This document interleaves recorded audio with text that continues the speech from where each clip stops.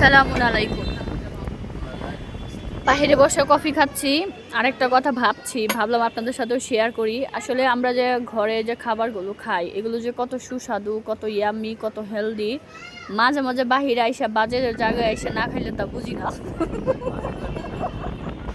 শুনেন না,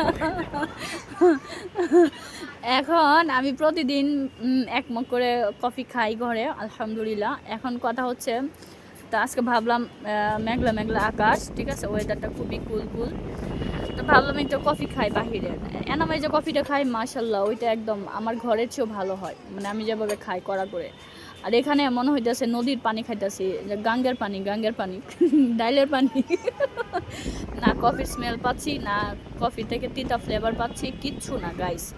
তো এর জন্য কৃতজ্ঞতা প্রকাশ করতেছি আল্লাহ সুবহানাহু ওয়া তাআলার, আলহামদুলিল্লাহ রাব্বিল আলামিন।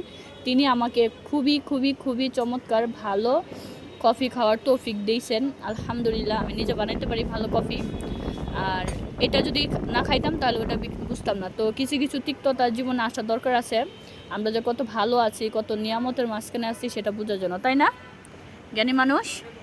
হ্যাঁ, শিক্ষিত মানুষ।